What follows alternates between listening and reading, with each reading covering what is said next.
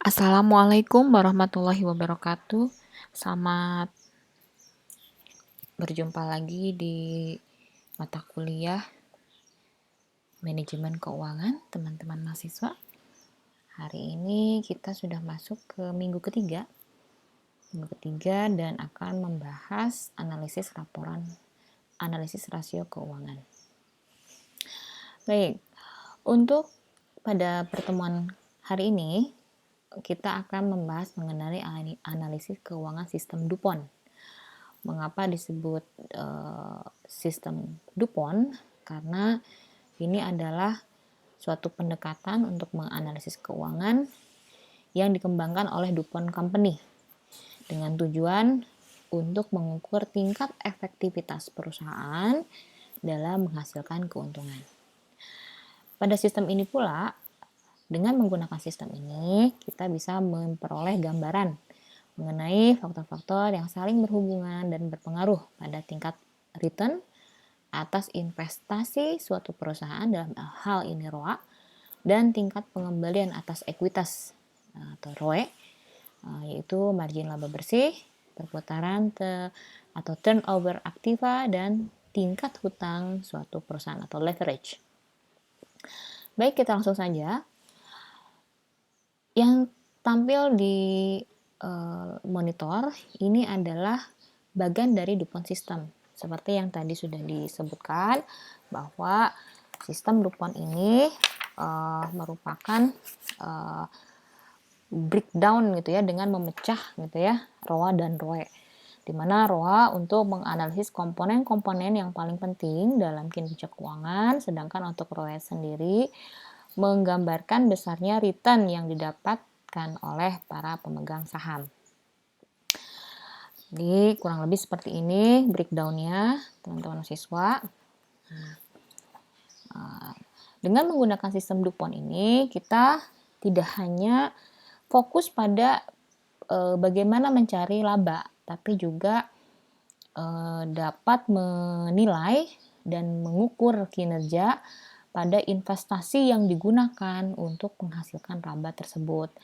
Misalkan semakin tinggi ROA, maka semakin tinggi pula pengelolaan asetnya. Jadi semakin baik pengelolaan asetnya. Aset sebagai keputusan investasi dari seorang manajer keuangan, memilih aset-aset mana yang akan berpotensi dan punya prospek menghasilkan return, itu sudah cukup baik, dan karena terlihat dari meningkatnya ROA gitu ya, dan seterusnya. Nah, ini adalah contoh teman-teman mahasiswa mengenai neraca pro forma. Misalkan ada data keuangan, diketahui debt ratio, quick ratio, total asset turnover, day sales outstanding, gross profit margin on sale, dan inventory turnover ratio. Misalkan data ini kita ketahui dan kita dihadapkan dengan neraca yang masih beberapa informasi itu tidak terdapat gitu ya. Dengan menggunakan sistem DuPont, kita dapat mengisi akun-akun ini yang kosong, seperti cash, account receivable, atau inventory, fixed asset. Nah, ini kan belum terisi ya. Kita hanya memiliki 3 informasi data keuangan, yaitu long term debt, retained earning atau laba ditahan, dan total aset. Nah, dengan menggunakan sistem DuPont, kita mampu untuk mengisinya atau mencari tahu berapakah akun-akun di sini yang nominalnya yang belum terisi, begitu ya. Baik, kita akan coba mengisinya. Berdasarkan dari tampilan neraca ini atau balance sheet ini, ya, seperti yang kita ketahui, persamaan akuntansi adalah total liabilities dan equity adalah sama dengan total aset. Sehingga dengan demikian sebenarnya di sini kita sudah bisa mengisi nih. Ini total liabilities dan equity-nya pasti $300.000 juga, gitu ya, dengan mengacu pada persamaan akuntansi ya yang berlaku. Nah, itu saya rasa sih akan selamanya ya, dan itu harus diingat oleh kita sebagai mahasiswa bisnis ya. Nah, berikutnya untuk mengisi kayak data-data informasi yang kosong ini, kita bisa menggunakan rumus-rumus yang ada ya. Misalnya ini dia. Untuk mengisi account payable atau hutang lancar gitu ya, hutang usaha. Nah, ini kita bisa menggunakan depresio, di mana depresio kan berdasarkan data keuangan tadi itu ada ya, sudah diketahui 50%. Nah, debt atau hutang adalah penjumlahan dari accounts payable ditambah dengan long term ya, $60.000 dibagi dengan total aset $300.000. Nah, dengan demikian account payable sudah bisa kita ketahui nilainya yaitu 90.000. Nah, jadi sudah bisa diisi nih teman-teman mahasiswa yang di sini. Nah, account payable di sini sudah bisa kita isi.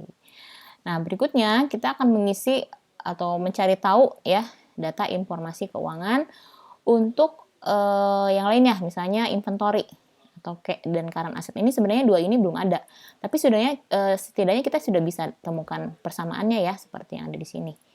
Nah, nanti dengan menggunakan persamaan quick ratio, yaitu current asset dikurangi inventory dibagi current liabilities, ini dapatlah persamaan ini.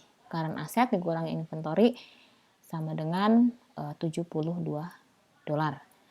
Nah, kita bisa beranjak ke rasio selanjutnya untuk mengisi sales ya. Dimana untuk mencari tahu sales itu kita bisa menggunakan rumus total asset turnover. Dimana dari data keuangan kan sudah diketahui ya 1,5. Nah, kita bisa mencari tahu salesnya. Nah, total asetnya 300.000 sehingga salesnya adalah $450.000. Berikutnya kita bisa mengisi juga account receivable.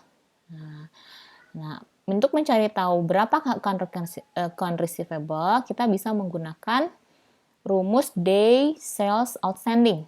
Ini dia, dimana merupakan dia dapat dari account receivable dibagi sales per 360, dimana asumsi jumlah hari dalam setahun itu adalah 360 hari. Nah, day sales outstanding berdasarkan data keuangan yang di awal itu sudah diketahui 36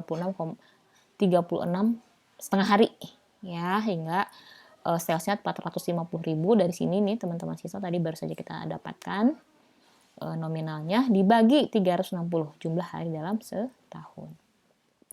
Inilah account receivable-nya. Nah, berikutnya kita akan mencari tahu inventory, tapi mencari tahu inventory itu tidak bisa langsung gitu ya, karena data-data yang kita miliki kita harus cari dulu nih cost of goods sold-nya, baru bisa menemukan inventory-nya. Nah, kita bisa cari dengan menggunakan informasi data keuangan ya, gross profit margin on sales. Nah, di mana persamaannya rumusnya adalah sales dikurangi cost of goods sold dibagi dengan sales. Nah, ini dia 20%, sehingga 450 itu salesnya dari yang ini ya, cost of goods COG-nya kita cari tahu dan salesnya ini dapatlah ini 337.500 gitu ya teman-teman siswa. Nah, barulah kita bisa mencari inventory-nya. Nah, di mana inventory turnover ini ada datanya 5 kali. Dalam setahun cost of goods-nya baru saja tadi kita ketahui 337.500 dibagi inventory. Nah, diketahuilah inventory-nya $67.500. Berikutnya kita sudah bisa mengisi yang lain seperti misalnya current asset. Nah, current asset kan kita tadi bisa pakai rumus yang di awal ya, current asset minus atau dikurangi inventory sama dengan $72.000. Nah, ini kita tinggal masukkan angka-angkanya dan dapatlah $139.500. Nah, untuk mencari current asset bisa pakai rumus yang ini. Cash ditambah account receivable ditambah dengan inventories. Nah, dapat dimasukkan semua nilai-nilainya, dapatlah nilai cash-nya ya atau cash gitu ya.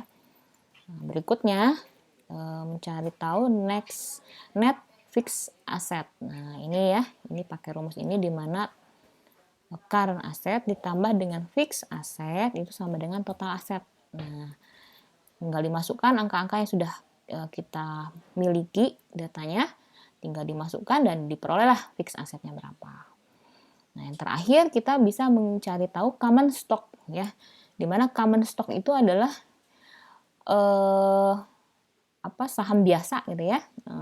Ini kita bisa pakai rumus yang ini, di mana total liabilities dan equity adalah penjumlahan dari account payable ditambah long term debt ditambah common stock dan ditambah laba ditahan atau retained earning. Tinggal dimasukkan diperoleh common stock.